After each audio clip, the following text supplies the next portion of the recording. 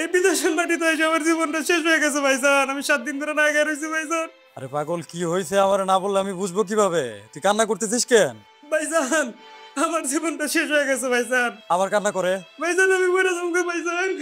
I কান্না কান্না করবি না, কি হয়েছে আমার বল। ভাইজান বলবি তো নাকি?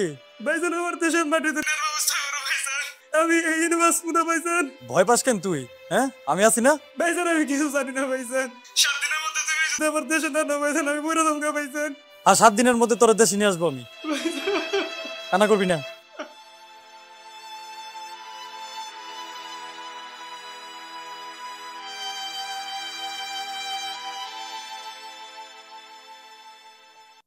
এই সিমেন্ট তো খুব কম হয়েছে রে, পিলার তো একদম দুর্বল হয়ে গেছে।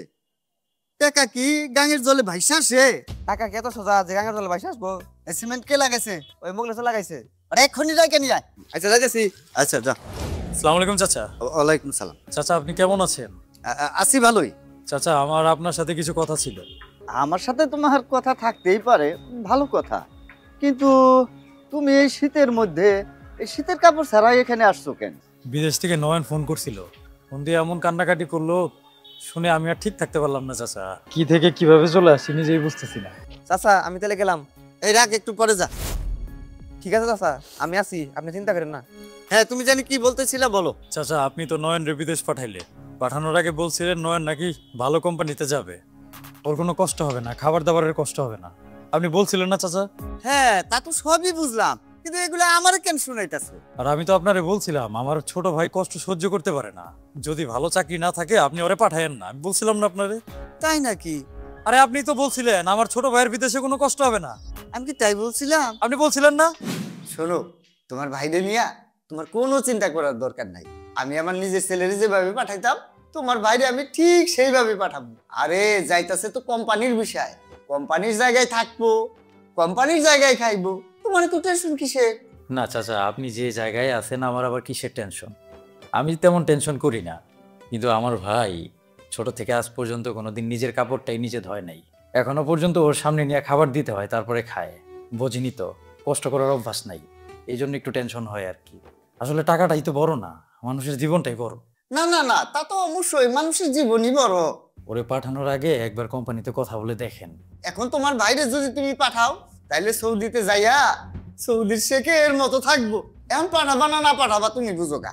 না চাচা, তারপরেও আমি একটা কথা ভাবি, মানে যে টাকা দিয়ে ওরে দেশের বাইরে পাঠাবো ওই টাকা দিয়ে যদি দেশেই ছোটখাটো একটা ব্যবসা নিয়ে দিতাম, দেশে কিন্তু করে খাইতে পারতো। বিদেশে পাঠানোর কি আসলে দরকার আছে?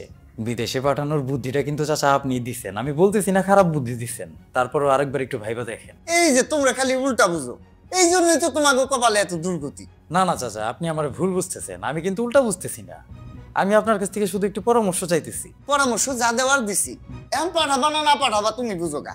ভাই আমার সৌদি শেখেদের মতো থাকার কোনো দরকার নাই, বিদেশে আমার ভালো লাগে না ভাই, ছোটখাটো একটা ব্যবসা করে দেশেই থেকে যায় না ভাই। তুই জীবনে বিদেশ গেছিস? গেছিস? এত মাতব্বরি কিসের তোর? চাচা কথা বলতেছে তুই শুনিস না? একটা কথা বলবি না? চাচা আপনি যা বলবেন তাই হবে, শুধু আপনি একটু খেয়াল রাখবেন আমার ছোট ভাইটার যাতে কষ্ট না হয়। তোমার বুদ্ধি বেশি, এই জন্য আল্লাহ তোমাকে বড় ভাই বানাইছে। দাও টাকাটা দাও। জি চাচা, এই যে টাকাটা নেন। দেখো আমার অনেক বয়স হয়েছে, কিছুই মনে রাখতে পারি না, কি থেকে কি বলি মনে নাই। চাচা আপনি এটা কোন ধরনের কথা বলতেছেন? এটা কি কোনো ছেলে খেলা নাকি? আমি যেদিন আপনার হাতে টাকা দিছিলাম আমি বলছিলাম না যে আমার ভাইয়ের জীবন মরণের প্রশ্ন, ওর যদি বিদেশে গেলে কষ্ট হয় আপনি ওরা পাঠায়েন না। আমি এই টাকা দিয়ে তো দেশে ওরা কিছু করে দিতে পারতাম, আপনি ওরা কেন পাঠাইলেন? চাচা আপনি যে কাজটা করছেন এটা কি আপনি ঠিক করছেন? হ্যাঁ বলেন, ঠিক করছেন? আমি কোনো কিছু নিজের ইচ্ছাই করি নাই, এখন রিজিক তো সব আল্লাহর হাতে, আমার হাতে তো কিছু নাই। রিজিক তো আল্লাহর হাতে, আপনি কিচ্ছু জানেন না, আপনি তো নিজের ইচ্ছায় কিছু করেন নাই, আপনি দুধে দুধ তুলছি পাতা। এই যে দালালির টাকায় 4 তলা বিল্ডিং তুলছেন, এই বিল্ডিংটা আপনি কবরে যাইতে পারবেন? হ্যাঁ আপনার কি মনে হয় কালো টাকা নিয়ে মানুষ কবরে যাইতে পারে?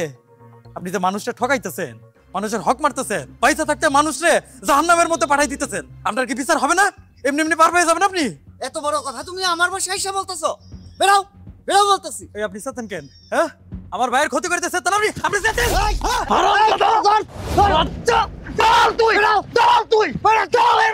তুই আমার ভাইয়ের সর্বনাশ করে দিছিস, তোরে বাইরে বললাম।